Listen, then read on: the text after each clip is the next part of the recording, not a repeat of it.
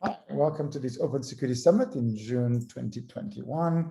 We're going to kickstart the week with a really interesting presentation and conversation. And again, please chip in with your comments and questions for the session on the challenges in IoT security, which is again one of those areas that we all know that there's tons of gaps, and I think Nicolas is going to drive us to a lot of the things that we can do to improve it. So without further ado, Nicolas, over to you. Thanks. So hello, everyone. I'm assuming my sound is going through correctly. So welcome to this small talk, session on challenges in IoT security. So I'm going to go from a perspective of there being a ton of recommendations out there on how to improve IoT security and how that brings out a number of implementations which may or may not be correct. And we'll also go over various regulations that have been put in by state actors. So just a bit about me. I go by Atomic Nikos on the internet. That's me. Happy Pride Month. These are my socials. I have a Twitter, a LinkedIn, a blog, a GitHub, a GitLab, various other things, but those are the main things where you can reach me. And yeah, let's get this show on the road. So how I want to approach this is kind of give you a small introduction onto the notion of IoT, let's say as a concept and also in the industry. Give you an overview of the regulations that already exist at this time, the recommendations that exist at this time. So recommendations being, of course, not enshrined in law, but things that could be done better, let's say, in the field of IoT security. Then discuss some weak points and how it affects development pipelines. The current state of affairs, where I'll go over a few failures in IoT security and also a few examples. And then I'll conclude. So I do have the ability to see some questions. I might be able to catch one on the fly, but otherwise I will have a better time answering them at the end. Yeah, we'll keep an eye on it for them. And if any pops up that we think is relevant, I'll also drop it in. Yeah, fantastic. Awesome. So IoT. What is IoT? Well, IoT is the Internet of Things. It basically groups all devices that do something. There are two kind of definitions for IoT. It's the ensemble of devices that do something, be it phones, be it smartphones, video game consoles, teledildonics, a ton of stuff like that. Or it can be a definition of a group of service-oriented devices. So that would be one sphere by one company that does one type of device, and we call that an IoT network. One of the main issues with IoT is that there's a huge technological breadth. We can first operating systems in terms of ARM. We can say that they're Linux-based. There's a ton of various operating systems that run IoT or that are run by IoT devices. And there's also a ton of communications technologies, be it Bluetooth Low Energy, Bluetooth, LoRa, so long-range radio frequencies, Zigbee, Z-Wave, tons of things. And that also further complicates the issue, because when we're talking about IoT security, we need to secure all of that technological breadth. Now, is that there are currently, that's an estimate, 50 billion IoT devices in the world. And this since more or less 2008, when we consider that, okay, the first real IoT device came out, the iPhone, right? And has been expanding semi-exponentially to almost have 6 smart objects per person in the world. Now, of course, not every region in the world has the same, let's say, economic access to such devices. So it kind of scales in favor of European and Westernized countries, which is another issue as well. All in all, this means that there's a massive market for IoT in various fields. One of the issue precursors is that, okay, you have a ton of services that can be run by a ton of users, which means that there's a huge market for IoT devices, which means that itself is a very attractive domain for companies, startups, etc., which means that there are many IoT services. But this is only since 2008. And that is a massive issue because in the last 13 years, and being nice because 2008, let's remember, was the iPhone. So if we want to be a little bit more exact, we could say 2012. And the last 11 or 13 years, there have been massive changes in the scale of IoT. And the scale of the issue is that there are a ton of IoT platforms. So that's IoT service providers, IoT hosts, so companies from Amazon to Bosch to IBM to etc. And they say 640 publicly known IoT platforms, but that's platforms, and that's also only the ones that are, let's say, that have responded to a census. There are a ton more that are, let's say, specific to a certain company and that work only within a certain geographical region. Furthermore, there's an expanding range of services. So I mentioned home assistants, fridges, sensors, cameras, thermometers, everything that has to do with domotics, etc. And it's a massive field.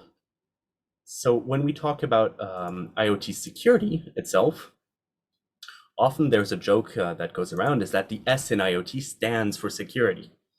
Now, it's less that IoT security doesn't exist. There are tons of ways to do IoT security, to secure communications, to secure devices. It's that there are very few companies and let's say startups and people involved in developing IoT devices that try and make IoT secure. I mean, few compared to the massive scale of IoT devices out there. And so that's why I kind of wanted to get into regulations, the regulations that exist. So what are regulations? Regulations can be defined by this. I'm not going to read this and it into do this or you will get fined in the countries where said regulations apply. So that is a very abbreviated way of saying this, but it'll make comprehension easier.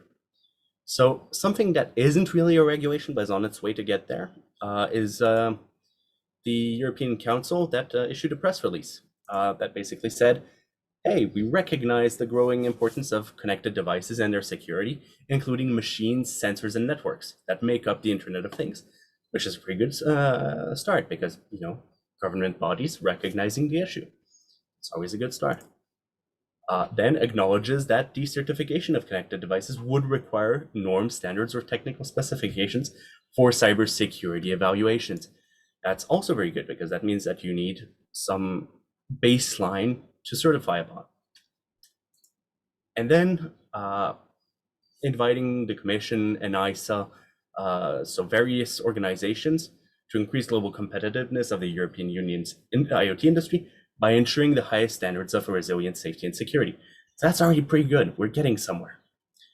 The US did also something called HR 1668, the Internet of Things Cybersecurity Improvement Act of 2020, so quite recently, where they mentioned that the highest level of cybersecurity must be the executive branch. This affects federal buildings and federal institutions. And the way of doing this is by proactively addressing cybersecurity throughout the acquisition and operation of Internet of Things devices by the federal government. Well, that's already not too bad. And the way they're doing this is by having the National Institute of Standards and Technology publish a set of standards not less than 5 years after 2020 that they will review every 5 years. And that's already pretty good. The UK of itself has a code of practice for consumer IoT security, which is pretty good. It's 13 bullet points, no default passwords, implement a vulnerability disclosure policy, keep software updated, securely store credentials and security-sensitive data, communicate securely, minimize exposed attack surfaces, ensure software integrity, ensure that personal data is protected, make systems resilient to outages, monitor system telemetry data, make it easier for consumers to delete personal data, and make installation and maintenance of devices easy, and finally validate data. That already sounds like a pretty hard list, but it's based on things, and these things we'll get to right now. So the main consensus is that governments are starting to ramp up their efforts. Nicholas, can I ask a question? Yes, please do. To go back to the previous slide, when you have these lists of items, there's this code of practice also talks about how to measure it. It does not. They do link to some resources, but it's mostly based on the people. So for example, the House of Representatives one does not give any inclination as to how it will do that. It just says, hey, NIST, do that, please. Which, okay, NIST is already pretty well known for doing these things. But the Code of Practice for Consumer IoT Security does not give a baseline as to how to do this. They say, you need to do this, here's what this means, and do it, basically. What happens when somebody doesn't do this? Well, in the UK, you would have the ICO who would probably get involved and probably find the company that didn't respect these. But for the moment, this is a code of practice and is not entirely into legislation. This is more or less draft level. Yeah, okay, cool. So as I said, we're getting there. But all of these regulations that we're here. And what is a recommendation? It's all of these things legally, but I'm actually not going to get into that. It's something someone says that may provide benefit to something you're doing. That is the baseline for what a recommendation is. And who issues these recommendations is your friendly government agencies. So I say this semi-sarcastically, because some of them are pretty well involved in consumer security. That would be, for example, the European Union's cybersecurity agency, ENISA. The Department of Defense for, let's say, national interests, and where my sarcasm is directed to, the National Security Agency. They all publish recommendations. Another group that publishes recommendations are standards organizations. So, for example, the International Organization for Standardization released ISO/IEC 21823-1 and -2:2020 recently, which is an entire standard about interoperability of IoT systems, which is pretty good because we're getting somewhere once again. NIST, which I just mentioned earlier when I was discussing the House of Representatives bill, is the National Institute of Standards and Technology, and they released a special publication dubbed SP 800-213, and the NIST interagency report reports, say, 9259B through D, which are all very specific, let's say, bulletins that go over various elements that comprise IoT security. So we're getting to some place where it becomes easier to implement IoT security. But by easier, I don't necessarily mean easy. Let's go over one example, which are the baseline security recommendations for IoT by the ENISA, so the EU Cybersecurity Agency, right? So this is actually a book released in 2017. It's 100 pages, of which there are about 7 interesting ones. You have 43% appendices, which go over definitions. You have 16% of threats and risk analysis, 12% of concrete definitions, some indices, some higher level recommendations, some gaps analysis, and the actual security measures are only described on 7 of these pages. So it becomes a little bit ridiculous, and only a certain part of your document is relevant to IoT security, or to the implementation of IoT security, let's put it that way. So these 7 interesting pages span 80 recommendations in 3 categories: policies, processes, and technical measures. That's already pretty pretty vast. I kind of want to go a little bit over these because they're actually quite interesting and might give you a certain, let's say, view on the issue. So in terms of policies, you would have security by design, which would be integrating security at all points of development. So a holistic approach to security, frequently testing and evaluating security, and considering human security. So human security would be that, hey, my device stopped working. It is in a position where it can kill someone. That might be an issue. Second policy would be privacy by design, which is making privacy an integral part of the system. Now remember, this is Europe, so this is the European recommendations, which means that it is already 1 year after, well, 2 years after GDPR was adopted. So privacy is a pretty core concept for the EU. And then you also have privacy impact assessments that need to be done before launching new applications. You need also to establish and maintain asset management procedures, like knowing where your things are. That's already pretty important. And then it's assessing and identifying risks and threats, using a defense in depth approach, and also identifying the intended use and environment of IoT devices, which is already, those are 4 policies, but they already are quite extensive. Now for the processes, we go a little bit further. End of life support, like already having and developing an end of life strategy is something not every company does, which is pretty bad. Clarifying the extent and range of support, whether or not it supports like a small hardware failure or let's say being dunked in water, and monitoring performance and continuous patching until end of life. Those are all very important things. Reliable proven solutions, which basically means avoiding custom and proprietary solutions. There are a lot of community and scientifically verified solutions on cryptography, on transport security, on securing your devices. And let's say rolling your own crypto is always a bad thing.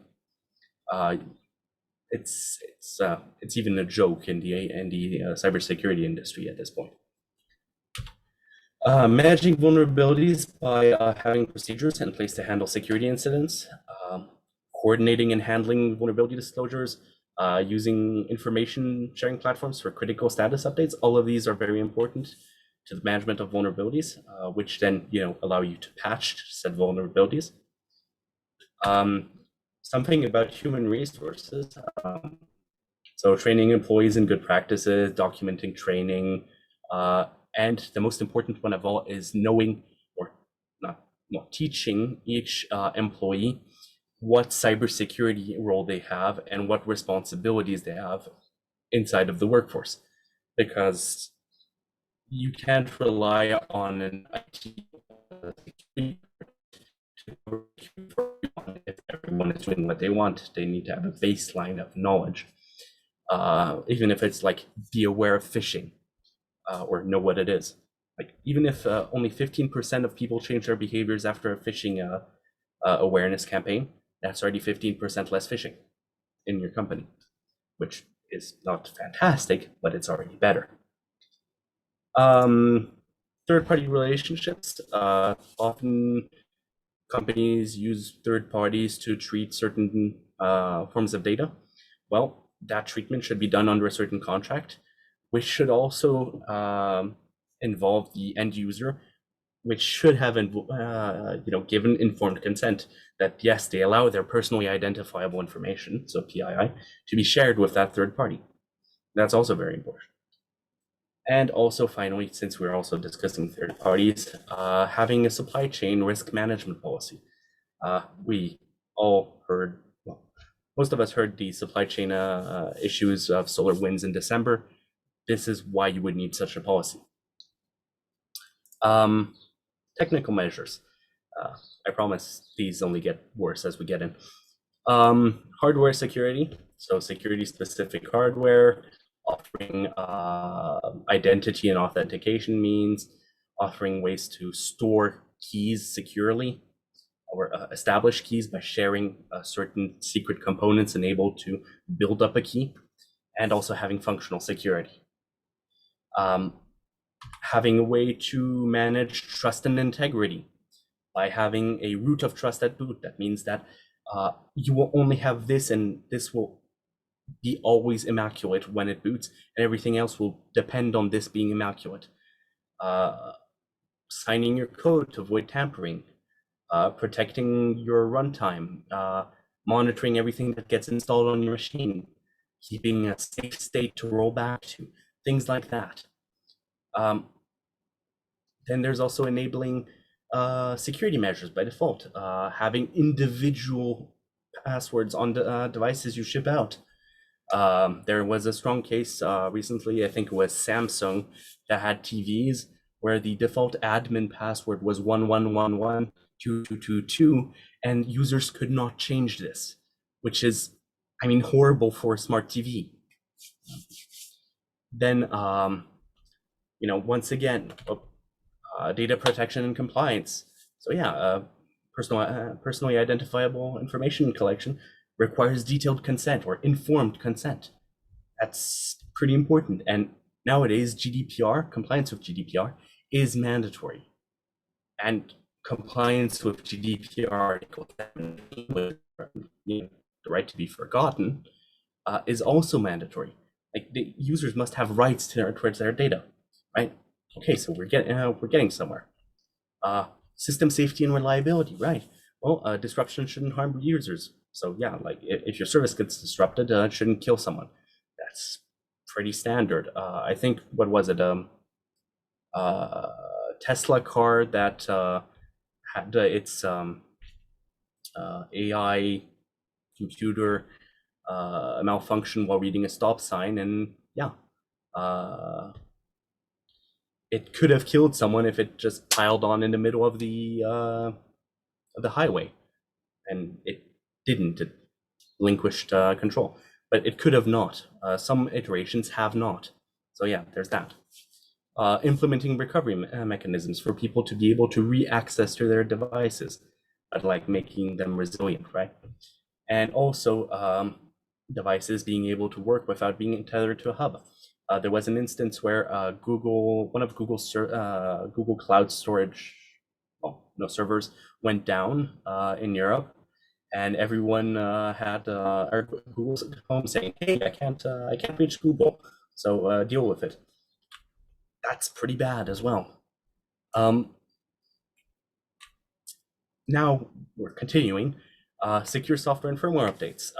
So being able to update your devices over the air, that's critically important. You don't need to bring a device back to the shop to be able to update your device. Having automatic firmware updates as an option, like that can update itself alone, right? But also that you can go back, roll it back if it's necessary because it bricked your device or something, that you can still roll back your upgrades. That's all very important.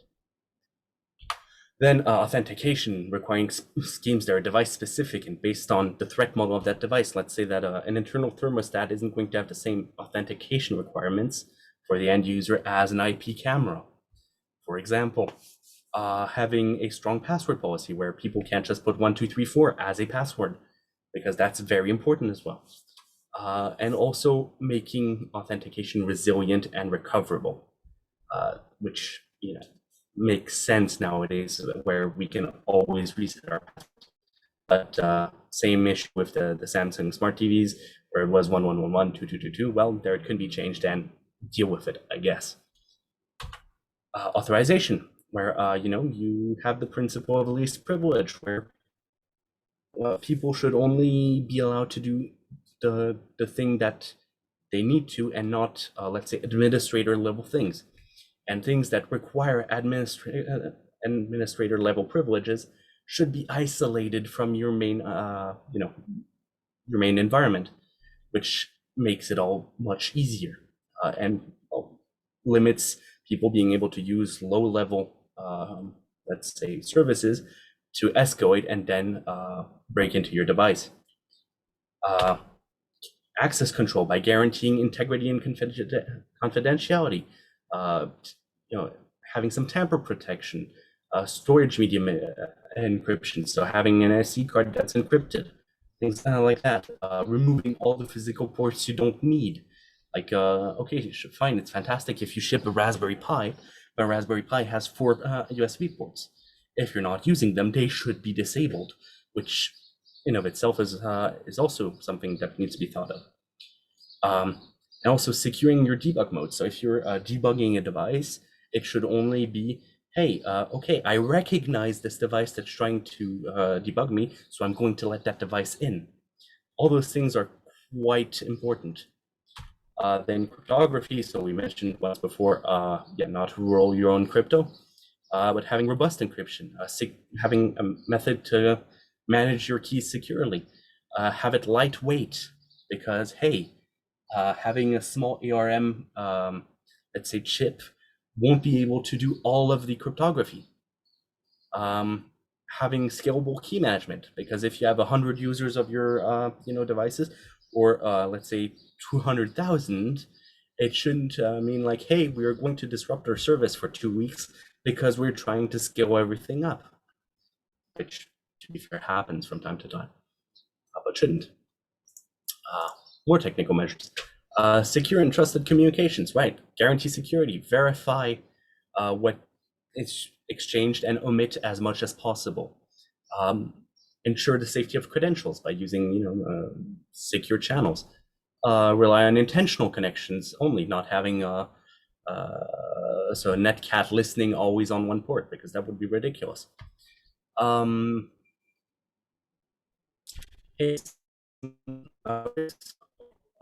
Having secure interfaces and network services, where you segment your risk and you isolate all your devices. You make your networks resilient and resistant to attacks. Having VLANs, etc., to segregate everything on their own networks. Now, that's more on the user side, but it's a thing. User sessions, should be shielded from incidents. So if your HQ gets compromised, it shouldn't compromise every user session, which makes sense, right? And also not printing out too specific error messages, because that's a little bit ridiculous. Like, oh yeah, so basically this SQL query didn't work because you're missing this, and this is a comma here. That's bad, right? Finally, right, securing your input by checking that they're not pushing stuff into it, and also verifying that your output isn't sending too much stuff out. That's pretty important. Logging by recording all the events, preserving the logs on technical storage or on durable storage, and only enabling authenticated access to those logs. Right. And then monitoring. So monitoring devices to find aberrations, building audits, building reviews, performing penetration tests. Right. So this is the end of the example, and that wasn't so bad, right?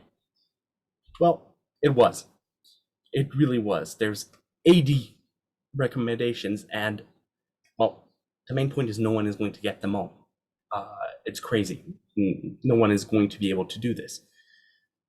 Like the 4 main tenets are, okay, focusing on supply chain security, focusing on network security and infrastructure, having a device and consumer-centric approach, then track changes in all aspects. Which, hey, I just described the entirety of cybersecurity. Well, almost.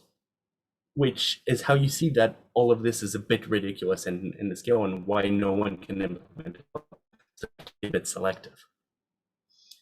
Where we're at currently is, so we have an IoT development pipeline, right, which can be built up, and it has a ton of weak points. For example, depending on how your development workflow works, you can have issues that affect the overall product and its development pipeline. For example, if you're doing a traditional workflow, such as waterfall or linear development, the lack of tangible products, so a product that you can test and use, etc., or a development artifact, can negatively impact security considerations, because, hey, you don't have oversight on the overall quality of the project. If you're doing hip and modern agile development, well, each cycle usually provides a tangible, testable, and usable artifact, right? But if you don't have a certain level of counsel or oversight on this artifact's development, well, you can have issues that arise at one cycle, and that 5 cycles later, you need to change because someone said, hey, this is an issue.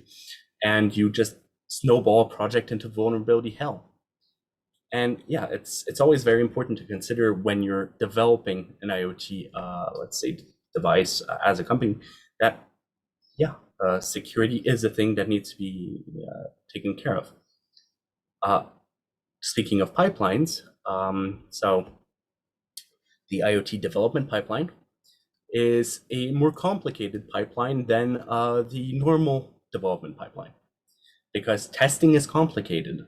First of all, your user tests and your A/B tests and all those tests that you do before you're shipping out a device need to actually bring people in to test these devices. It's not like software, which you can just do A/B tests on the fly.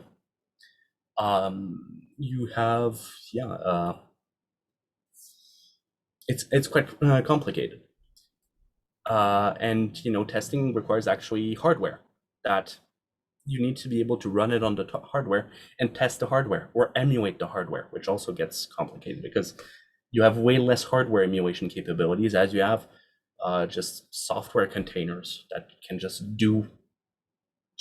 set up an environment that is similar to the one you're trying to test for, and then test that. So that makes that development operations, or DevOps, is ridiculous to implement. It's necessary, but it's just ridiculous in how complex it is. Which of course requires a specialized skill set, because you need to know people that know DevOps and that know IoT DevOps, which are rare and few between. Hey, can I have a quick comment there on that? Yeah, sure. On that thing. This is also very relevant to the challenges that the current, I would say, cloud native applications have, right? Like, a Kubernetes-based, kind of a cloud native application has the exact same challenges. Yep. Pipelines are complicated tests, DevOps, needs to implement specialized skill sets, exactly all of those, right? So right. It's an interesting challenge that I think we have at the moment, right? That I think we need to align yourselves with it, because also a lot of the, I would say, the cloud native products, especially with, running, compute, at the edge, right? It's becoming, very similar to IoT, right? Yeah. The one difference IoT has is literally the hardware aspect of it, because you would need to test it on actual hardware, which puts, let's say, restrictions on the pipeline. That's the main issue. Or forces, hardware devices to be properly containerized, or at least properly exposed, right? Yep, exactly. And finally, supply lines. That's the one thing that we don't have in cloud edge computing, is that supply lines are metric. If you're going to get some micro components, some lead, some stuff left and right, you need to have a supply chain and to make sure that that supply line is furnished, because that's the main part of it. Right, so I'm just going to a little bit of a, let's say, shortened pipeline, but right, you have your code, which is what a developer or team of developers produces. So here goes into version control, which tracks branches and changes of your code, which then at some point, when you push to one specific branch, let's say staging or development or whatever, or release, triggers your configuration management, which itself is going to trigger continuous integration, which is then going to build your your software or your firmware, which is itself going to run tests, which are either going to fail or succeed, which are going to then release or publish your thing on an FTP server, which in theory should be secured and require authentication and authorization to access the FTP server, which also gets often forgotten. Then your SCM, so your configuration management, will also trigger the deployment of your update, which is then going to trigger a hosted release agent, which is going to trigger an IoT hub, which is itself going to notify all the devices that are linked to that hub, which are then going to hopefully in an authenticated and authorized manner pull the update from the FTP server install it locally. So that's what we mean with over-the-air updates. And then if it has an application, so either a consumer side or a company side application which monitors the devices, you can collect some telemetry of that device, which allows you to catch some errors. Right. So that's the pipeline in shortened. And we actually have a few precursors to the issues. Like, okay, IoT is a very complex landscape. Industrial IoT, these are all the suppliers. So where we before had a, let's say, graph of all the providers, which had like 640, here we have the suppliers, which go to the extent of 2,849 suppliers worldwide just for industrial IoT, and that's just a sample size. So it makes it even more complex because, well, a supplier might add some stuff to their to a provider's IoT device, like let's say custom firmware, things like that. And all of this costs money. First, the time you invest in development costs money, or you, more accurately, you hemorrhage money you have. The people that develop or that are involved, well, you need to pay salaries, so all of this costs money. Money doesn't grow on trees, so yeah, money in itself costs money. Also because taxes. And then also the quality of your service, having a certain level of quality assurance costs money, because either pen testing engagement or certification or things like that, all of this costs. So you kind of come back to the trifecta of fast, good, and cheap. Choose two, discard the other one. Where you're like, okay, you're doing a fast service in a good manner, it won't be cheap. Good service, but for very cheap, it's not going to be done quickly, and a fast service done cheap isn't going to be good.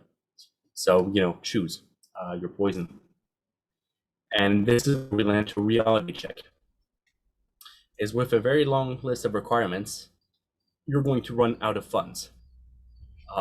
So if you're a let's say a small company or one person doing an IoT device, or let's say starting up an IoT based startup, you're going to run out of funds fast if you're going to implement all these recommendations. And conversely, also big companies, projects that are spearheaded by companies, often have investor deadlines, and as such then implement cost-cutting initiatives, which also becomes a problem. So we have a few takeaways from this. Is that IoT development is a multifaceted approach, which, if you're trying to implement all these recommendations, becomes intangible for smaller development teams. It's ridiculous. The procedural costs can be extensive because you're iterating until you produce, and that is going to cost you a lot of money. And to implement all these recommendations would require a breadth of knowledge that not 1, 2, or 3 people have. You need to get a lot of people with various specializations to work on it. Just the DevOps of it would require one person, and hopefully they stay until the end and not run away screaming. And one of the things that's happening right now is that a lot of IoT providers or suppliers, in this case, turn to IT solutionism. Which is either you're offshoring via frameworks, doing some IoT stuff, but where you don't actually do the IoT, you just do a semi-firmware in IoT, either by dragging code blocks left and right and hoping it works. Then using the cloud, which is overly relying on cloud computing to be able to do everything, such as, let's say, getting your Roomba around the house, is not fantastic. And then having solution providers which do the IoT for the firmware for you, just basically gets you in a situation where you might have everyone or them pushing a single point of failure onto everyone else. And this is actually what something I'm going to get into in a few minutes, or a few short minutes. So how is all of this working out? Where are we at right now in terms of IoT security? Well, if you don't know what Showdown is, it's basically a list of public or semi-public facing devices which are usually all IoT. Could be IP cameras, could be street cameras, CCTV, could be various devices. And they have a tool which allows you to do reports. So for example, this is a report for a Philips Hue, lighting light bulb. Of those light bulbs, there are at least 10,000 that were, let's say, censused, or let's say seen by Showdown, which, okay, for a number of light bulbs, it isn't horrible, considering we use a ton of light bulbs. But still, that's at least 10,000. That's only the ones that have been mapped. Number of devices with passwords that are 1, 2, 3, 4. At least 4,800 of devices all around the world have a password that's 1, 2, 3, 4. Might not be much, but not all of these devices are cameras or things. They can be a little bit more complicated. Some of them are at public companies or Mountain West Technology Networks, Asia Pacific Telecom, etc. I know the text is a little bit small, but yeah, those are all there. And yeah, 130,000 plus IP cameras are marked on Showdown. Now, of course, 10% of these are honeypots, at least, but that's already a pretty huge list. Furthermore, IoT. Let's go into so the blurred out thing is a carrot, but let's just go there. Smart adult toys. So teledildonics. That's one thing where you don't want someone to hijack your IoT device, allegedly, because you don't want to be locked into one of these just because your IoT device was misconfigured, and it happened, which is the worst part. So the pen test partners, so a UK, London-based penetration testing firm, did an entire expose on that, and was actually got some news traction in Europe and internationally. So it's pretty fun. Then also, hey, let's make smartwatches to track our children. Well, that actually turned out to be a very bad idea, and for the reason I cited before, of it being offshore to another company, and I'll tell you why. So this is a story that was shared to me by a Dutch security researcher that also made the news, where they basically bought an IoT watch that allowed the owners to track their children who were wearing the IoT watch. And so they basically registered on the app and registered the watch to their account. And then they used Verb Suite, which is, say, a communications monitoring tool for web requests, to basically intercept the requests. And then they would see that they would get data by using an ID number. So what they did is they just changed the ID number, and poof, the data all changed, which so they could get the location of another child. So if that's quite crazy, right? Or quite it's not very cool. And so the service did have a sufficient level of authentication. You needed to be logged into your device, but it wasn't checking whether or not you were allowed to see the data that you were getting. Authorization problem. So yeah, it potentially exposed the hundreds of thousands of children's data to, prying eyes, which is pretty bad. So kind of moving on to the conclusions now.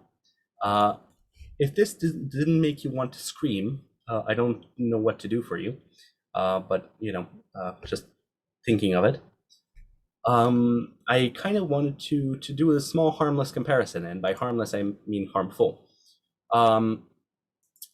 Think about GDPR. GDPR started out in 1995 as the European Data Protection Directive, right?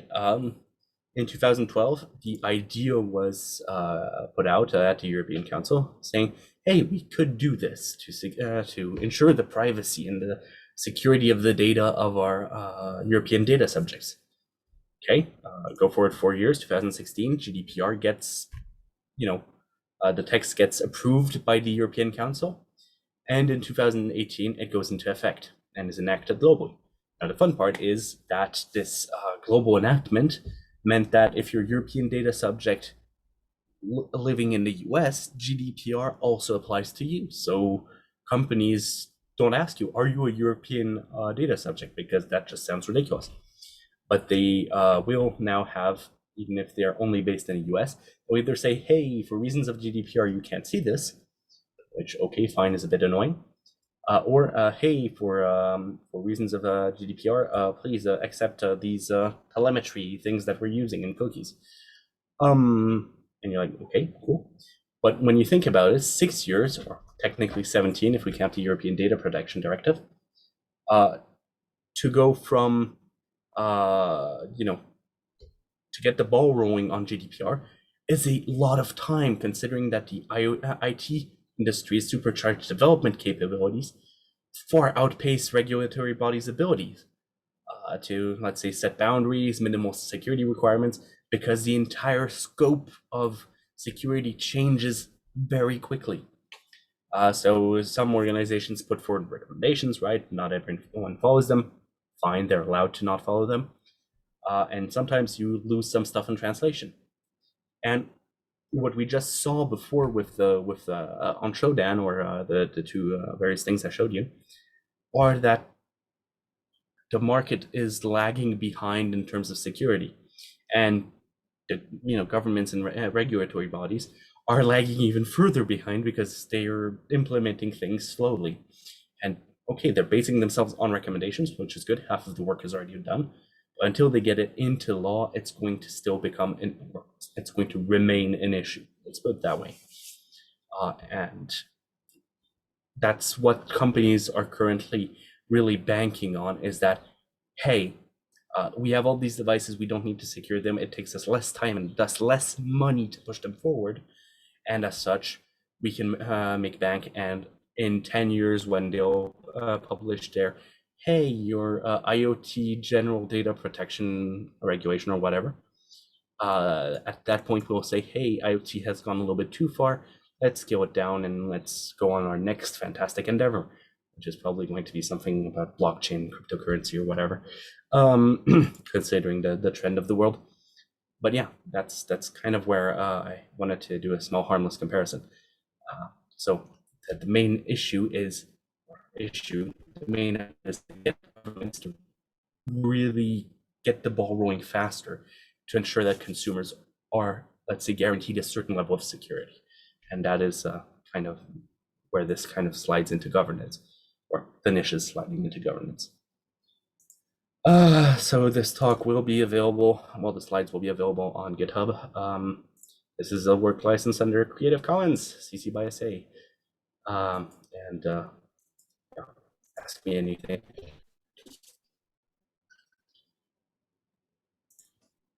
Very cool.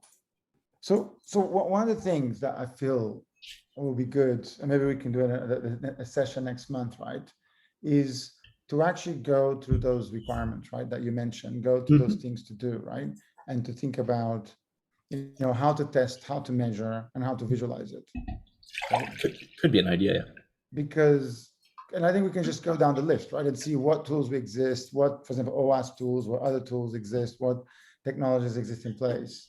Because I think the problem with a lot of these things is that we need to change the economic model, right, of this ecosystem, or else, like you said, the numbers just don't add up, right? There's just too many companies, too many systems, too many kind of things happening, right? Where we almost need to be able to have a sustainable, almost like DevOps lifecycle, right? DevSecOps lifecycle, where we want to start shifting left, and a lot of these activities, and make sure they have pipelines for a lot of these things, right? Yeah, the main issue is that for, let's say, for each company that produces IoT devices, they're going to produce them with a, let's say, 6 months to 1 year development cycle. and then are going to support them for 2 years. So this is one of the interesting things, is that now in regulation in certain areas of the world, there's a requirement to say, hey, we support this until, which is very good. We're getting somewhere at least with that, with the end of life policies. Yeah, the whole cycle is just churning things out fast, and that's where we're at right now. And yeah, the whole world view on this needs to change. Yeah, but it's not going anywhere, right? This is getting more and more complex, right? And there's more and more mission critical stuff connected to this, right? Mm-hmm. So that's why I think it's important to I think the scalability of these solutions, I think, is something that we have to take into account, right? Yeah, like Or else we just basically doing what I think happened, interesting enough, with Wi-Fi, right? So I think there's an interesting analogy here, right? If you think about Wi-Fi started its world in insanely insecure, right? Mm-hmm. And eventually, through compromise, through errors, through wide adoption, almost the security got brought up, right? Yep. I think the problem is, although there were some side effects with Wi-Fi, as I've mentioned in the talk, right? The side effects of IoTs are way, way worse. Mm-hmm. Because people are installing them on their home networks, people are installing them in their government buildings, and they don't know what's going on with them.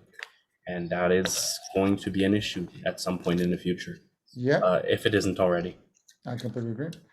All right. Any final questions from the participants? You guys want to unmute yourself or ask the question in the chat?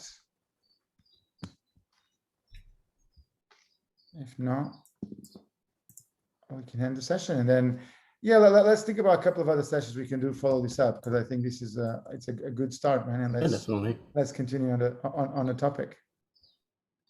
Definitely. Cool. All right, stopping recording.